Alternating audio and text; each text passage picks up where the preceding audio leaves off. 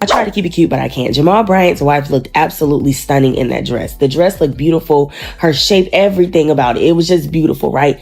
But as someone who's supposed to be representing the kingdom of God, it should not have been worn outside of the house. Simple as that.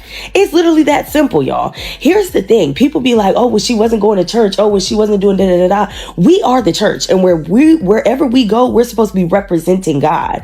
Therefore, what we wear, how we present ourselves, it matters. She didn't look like she was representing the kingdom of God that day. And Jamal Brown, where all that is in the Bible? Okay.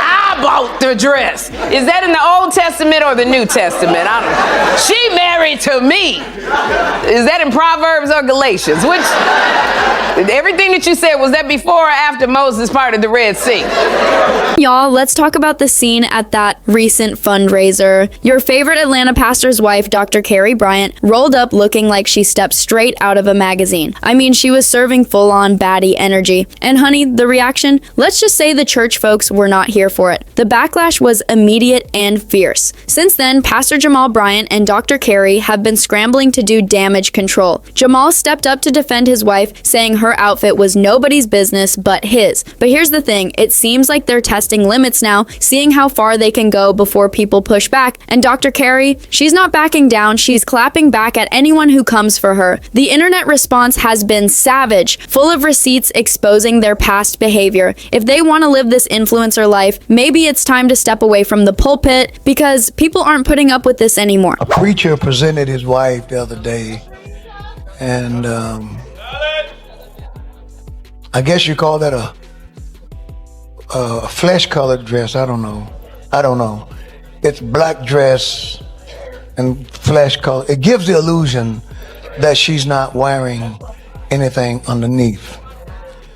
And I heard the preacher, when he defended her dress, by saying, first of all, he bought the dress. And then he said, I want to address people who don't know anything, who haven't been anywhere, who don't know nothing. So I guess our objection to a man of the cloth presenting his wife in public looking like a $2 whore. Two. At least two. Now, I didn't say she was. I'm not talking about her. My statement is not about her. My statement is about him. I said he presented his wife, and he said he bought the dress. Those are his words, not mine. Okay, let's go back to December 20th, 2025, when Jamal and Dr. Carrie Bryant attended the 42nd annual UNCCF Mayor's Mass Ball. This was a black tie event with plenty of big names in attendance, all raising funds to support HBCUs, historically black colleges, and universities. And yes, the fundraiser was successful. They raised $4 million for the schools and students. But y'all, the internet wasn't buzzing about the donations or who was there. The drama, it came from the outfits.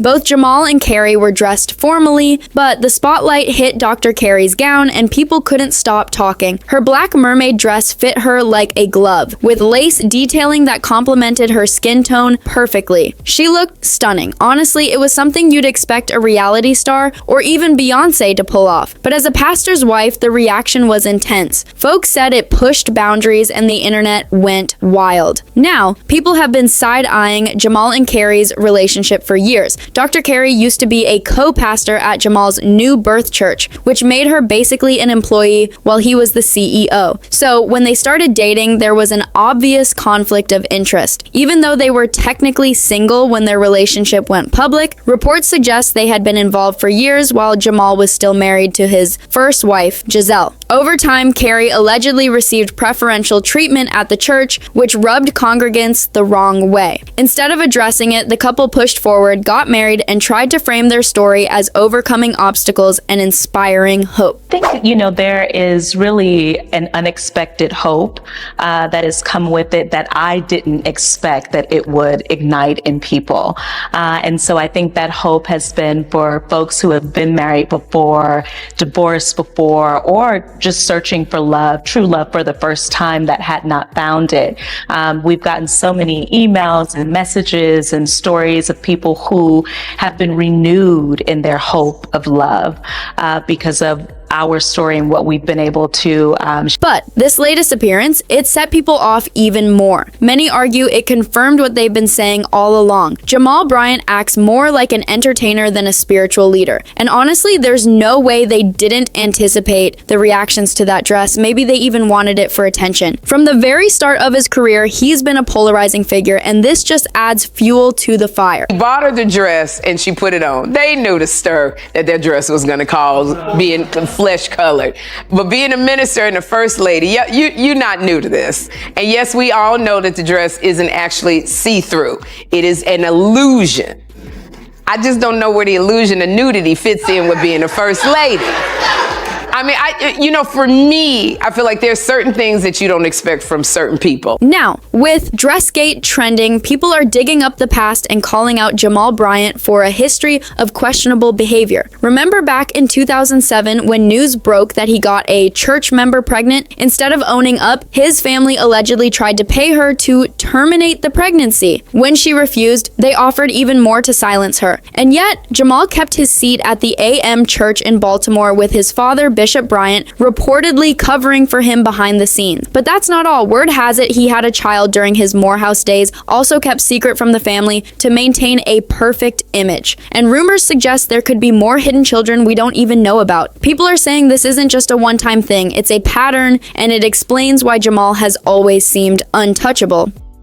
I divorced because of my infidelity, not because of irreconcilable differences, but because I broke that covenant. And so I had to go through a healing process for myself on what is it that was in me that would go outside of the bounds of my covenant, my agreement, and to risk my family for somebody I never wanted to be. Then there's the story of his ex-wife, Giselle Bryant. Reports say she suffered a mental breakdown after years of emotional stress tied to her relationship with Jamal. And yet, Jamal has never been held accountable by his church for how he treated her. That's part of why he and Dr. Carey can strut around acting untouchable, defending their actions without consequence. He even went as far as to defend the controversial gown, saying people were just complaining because they didn't understand it was appropriate for the event.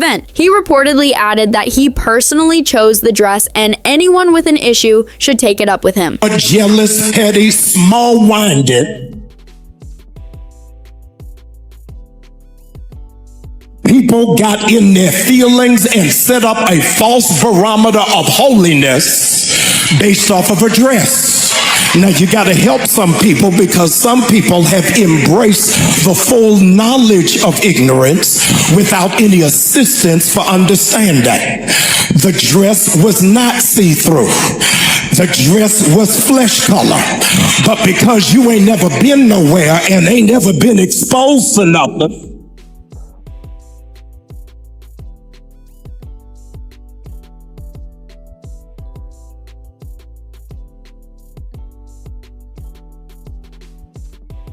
furthermore, I needed to set the record straight. Y'all don't like this. I need to set the record straight. I bought the dress. And I like it. The value of a man.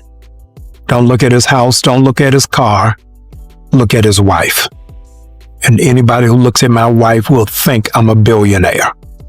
Because of the richness of her personality, the wealth of her character, and the expanse of her beauty. And honestly, the way Jamal speaks in interviews, not exactly pastor-like. Some of the things he says come off more like a celebrity trying to stir up attention than a spiritual leader guiding a congregation. Listen for yourself and you'll see what I mean. Dress on the hanger is one thing. You put the dress on, it's another thing. It brings on a new life. Sure. She walks out of the room in the dress. Yes. Before the event, was the first time you saw her in the dress? Yes. What'd you think? Why do we need to leave? Meanwhile, Dr. Carey isn't bothered at all. She's just living her life, wearing what she wants, and doing her thing no matter what the church folks have to say. She's fully confident, and honestly, that's part of why the internet is so divided. Some admire her, others are outraged. I don't dress for people. I dress for myself and for my husband. I am a wife. Yeah. Dress I felt was very appropriate for the occasion. We were not at a church event. We were at a black tie gala. But here's the thing. This isn't just about one dress. That gown is the tip of the iceberg on top of all the drama that has followed Jamal since he stepped into the pulpit. The internet isn't letting it slide. People are saying it's time for Pastor Jamal to admit he's made mistakes instead of pretending he's above it all. Jamal Bryant's sermons have already shown everyone he is not a follower of Christ. His exploitation of his first and second wife are just another reflection of it. It is inappropriate for someone in spiritual leadership to wear this type of dress in public. Bishop Wooden agrees because he says Pastor Jamal Bryant presented his wife looking like a $2,304. While Jamal Bryant using the pulpit to defend his wife and that objectively inappropriate dress she had on is exactly why people don't take Christians, Christianity, or organized religion as a whole seriously. So, what do you think? Was that dress acceptable for a pastor's wife, or did Jamal and Dr. Carey go too far? Drop your thoughts in the comments, make sure to like and subscribe, and I'll catch you in the next video. My baddies.